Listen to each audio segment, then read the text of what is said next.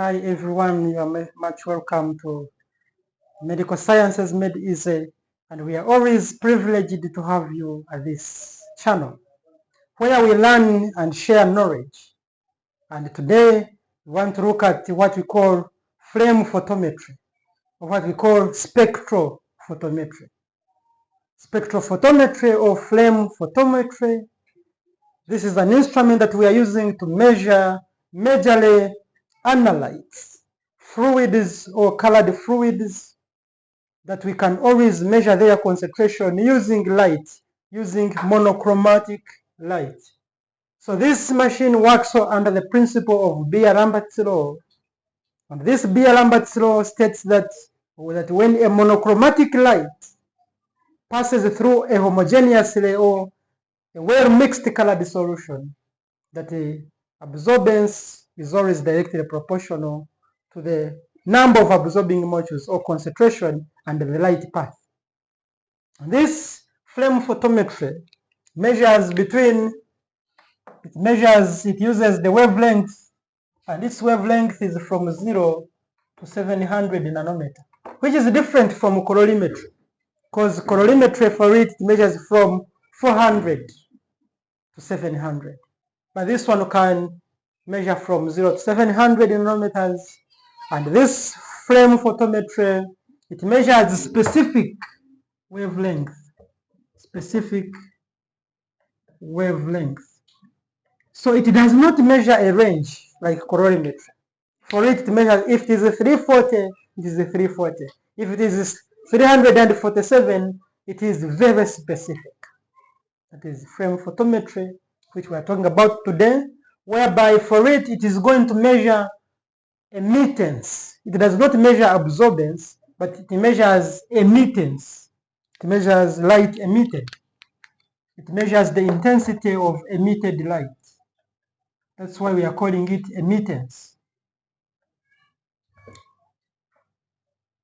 And in this session, we are going to focus on using flame photometry for measuring electrolytes. So we can also use it to measure electrolytes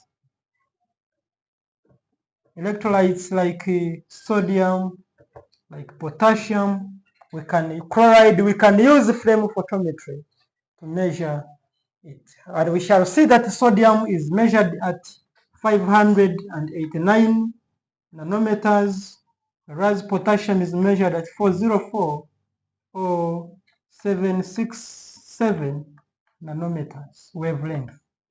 So these are the different wavelengths of potassium, and these are wavelengths of sodium. So after knowing this, we're going to see different components of flame photometry.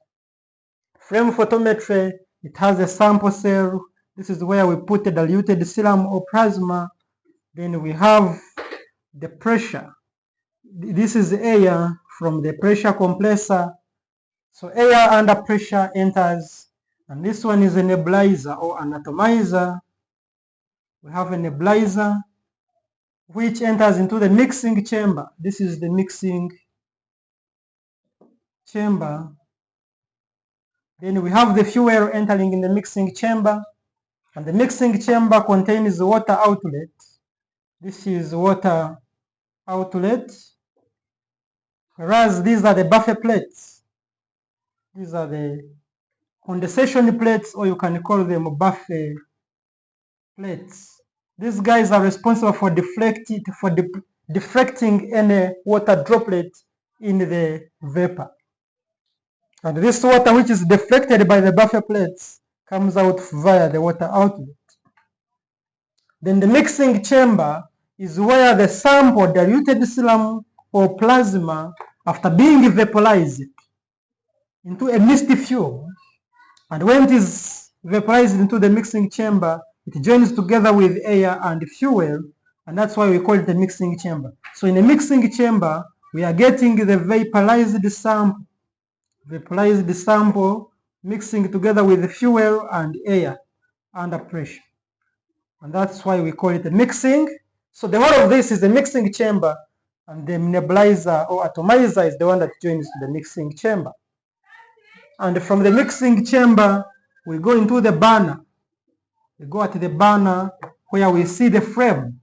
This is the frame. So whenever we spray or we inject the sample into a nebulizer, when it reaches the mixing chamber, it combines with fuel to enable it to burn at the burner. And this fuel is under pressure provided by this air from the pressure gauge. So when it reaches on the burner, we see that alkaline earth metals like sodium, like potassium, they burn with the characteristic frame. And when they are burning with the characteristic frame, we are going to see the importance of the frame is converting metal ions into atoms. They will be able to convert, as these electrolytes are being burnt at the burner, they are reduced from ions to metals or to atoms. And after forming atoms, we shall see the frame providing heat that causes them to become excited, to release the photons of light when you are coming back to the ground state. So we shall see that. And after seeing the components, so this is the frame, this is the filter, this is a slit. Then we are having here a monochromata, or you can call it a filter, or you can call it a monochromata. Then this is the photodetector. And from a photodetector, we have a galvanometer. We have the galvanometer. So these are the parts or components of frame photometry. So we want to look at the function of each part, what happens on each part. The sample cell is the one that holds diluted. So the sample we use diluted serum stroke or plasma. We can use plasma. And we are seeing the importance of air is to vaporize. Comes under pressure, so that this sample, which is in liquid form, is turned into gaseous form within the nebulizer, whereby this sample, after being sprayed or injected under high pressure provided by this air, it is turned from liquid into gaseous state or vapor. So vaporization occurs within the nebulizer, whereby we are turning the liquid sample into gaseous state that is provided by the air from the gauge, from the pressure gauge. So the importance of the nebulizer is to convert sample in liquid state to vapor form or gaseous state. That is what occurs within the nebulizer. And from the nebulizer, the aerosols or the vapors from the nebulizer are injected into the mixing chamber, and within the mixing chamber, we see fuel coming in to join with the vapor.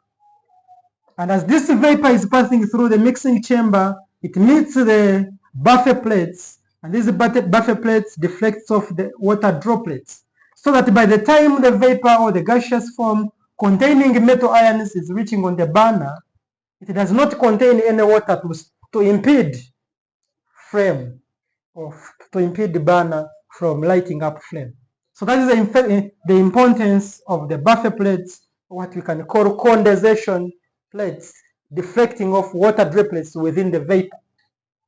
And because there is a presence of fuel in this gaseous form containing metal ions, we see them lighting up to produce the burner with a characteristic frame. And when the gas is reaching at the burner, we say that it contains metal ions. So we are going to see at the burner, what is at the burner. What reaches at the burner is that the gas contains metal ions. Contains metal ions like sodium, like potassium. And these metal ions like sodium, in the presence of a frame, the frame provides heat, it is reduced to sodium atom. Then the potassium ion, that is a metal ion, in the presence of heat in the flame, it is reduced to potassium atom. So that is the first reaction that occur on the burner. Conversion of metal ions to atoms. So we are converting ions. We are converting ions. These are ions, metal ions, to atoms. And this role is being played by heat in the flame. And after converting these guys to metal atoms, what happens is that they are going to absorb heat. They absorb heat in the flame. And when they absorb heat in the flame, they become excited. And whenever you are excited, you know that when there is excitation, you start jumping around. You see people beginning to jump around because they are very excited and they move from lower energy level and they can start jumping to higher energy level. So what we are going to see is that when metal atoms absorb heat and they are at ground state or lower energy level, they become excited at the ground state, they become excited and they jump from lower energy level to higher energy level. So this is higher energy level. This is lower or the ground state, or what you can call lower energy level. So when they absorb heat, these metal atoms at this point, when they absorb heat, they become excited and jump from lower energy level to higher energy level. I think you guys, you have ever been excited. Maybe you have received results you never expected, or maybe there is a surprise they have made for you. We see people becoming unstable, and even we tell them to sit down because they might even get an accident if they are near the road, because they are so much excited. And at that excitation state, these guys are unstable. They are unstable. And remember, when you're on the ground state, you are stable. But when you are excited at higher energy level, you become unstable. And that's why I always also tell people that whenever God has enlarged your territories and you're excited because of much money, always remember those who are down. That whenever you're coming back to the ground state, you can be helped by them. Because never get excited with that money you're getting. Then after these atoms jumping to the ground to the higher energy level, they become excited. They reach at a higher energy level, and at a higher energy level, they are unstable. Meaning, because they are unstable, they must come back to the ground state. They must come back to their normal, because the excitation will go. So what happens as these metal atoms coming back to the ground state to gain stability, as they are coming back to the ground state to gain their own stability, is that these metal atoms, they release photons of light. They release a photon or photons of light, and these photons of light emitted, they emit photons of light. They emit photons of light, and after releasing photons of light, as they are coming back to the ground state to gain stability, because we say that the higher energy level, they are unstable.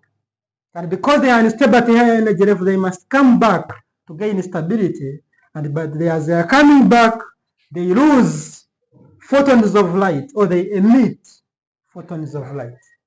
And these photons of light emitted, they pass through the slit. What is the importance of the slit? Is to remove the stray light, or to stop the stray light from reaching the filter or the monochromata. So the importance of the slit, it is always to not to allow stray lights which are diverging from reaching the monochromata, because we are interested in a single monochromatic light. So this slit will allow little light to pass through, some light to pass through to reach the monochromata, and this monochromata, it has a specific wavelength. If it is a sodium, it will choose only 589 nanometers. And if it is potassium, its wavelength is 404 or 767. So if I have set my filter at 404, it will only select light at this wavelength 404 nanometer. So it does not allow any other light. So it selects a monochromatic light to pass through, and it does not allow any other light to be transmitted. So it will only select the light of desired wavelength. So it allows, we see a monochromata only allowing light of desired wavelength to pass through the monochromata to reach the photo detector. And when this monochromatic light reaches the photodetector, its role is to convert. The photodetector is the one that converts heat energy. Actually, this is light energy. It converts light energy to electric energy. So the role of the photodetector is converting light energy into electric energy. So what is happening is that when the monochromatic light strikes the photodetector converts light energy into electric energy, and this electric energy formed is the one that is deflected on the galvanometer. So we can be able to read out the emittance, the light emitted at the galvanometer due to after the photodetector has converted into electric energy. So this is the process of flame photometry, whereby we have seen the sample being sprayed and mixing it with fuel and air from the air pressure gauge, and the liquid sample being turned into vapor. And this vapor, when it passes through the mixing chamber, joining with fuel, the buffer plates deflects off the water droplets. And then the vapor or the gaseous form containing metal ions continue to reach the burner. And at the burner, there is a flame because of presence of fuel. And this fuel and this flame is the one that is converting metal ions to atoms. That is the first thing. And after converting them to atoms, we see them absorbing heat and they become excited. And after becoming excited in the flame, as they are burning with the characteristic flame, they become excited and they move or they jump from the lower energy level to higher energy level. But when they reach on a higher energy level, they are unstable. So they must come back to gain stability. And as they are coming back, they emit photons of light, and these photons of light pass through the slit, which prevents stray light from reaching the monochromata. And then the filter allows only or transmits only light of desired wavelength, depending on the metal ion. And after this monochromatic light reaching the photodetector is the one that converts light energy to electric energy. And this one is displayed on the galvanometer as a readout, depending on the intensity of the electrolytes, either sodium or potassium or any other analyte in the sample. So we shall end by saying that the intensity of the light produced, the intensity of this light will be directly proportional,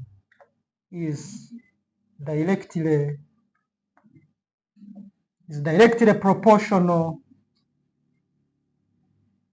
to the amount of the electrolyte or any analyte in the sample which was injected in the sample set. So this is the flame photometry we can talk about today. And whenever you are asked the processes which I have summarized, the first process in flame photometry, the process number 1 is vaporization, followed by atomization. Then after atomization, there is excitation and emission.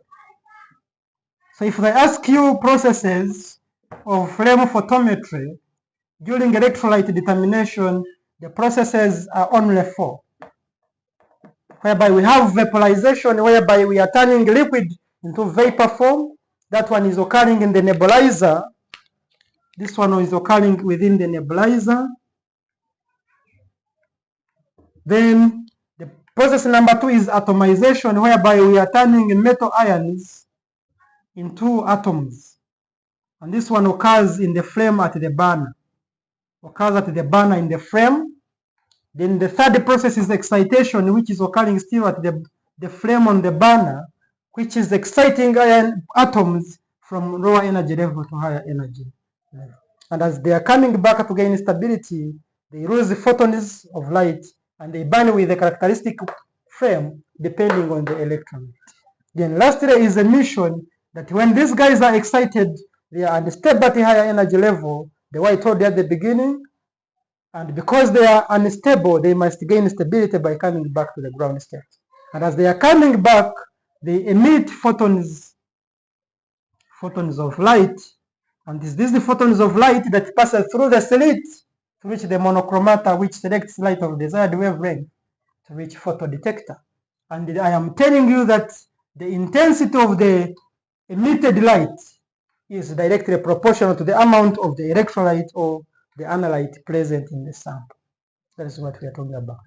And this is the process of flame photometry: vaporization, atomization, excitation, and emission. After seeing these 4 processes occurring under flame photometry,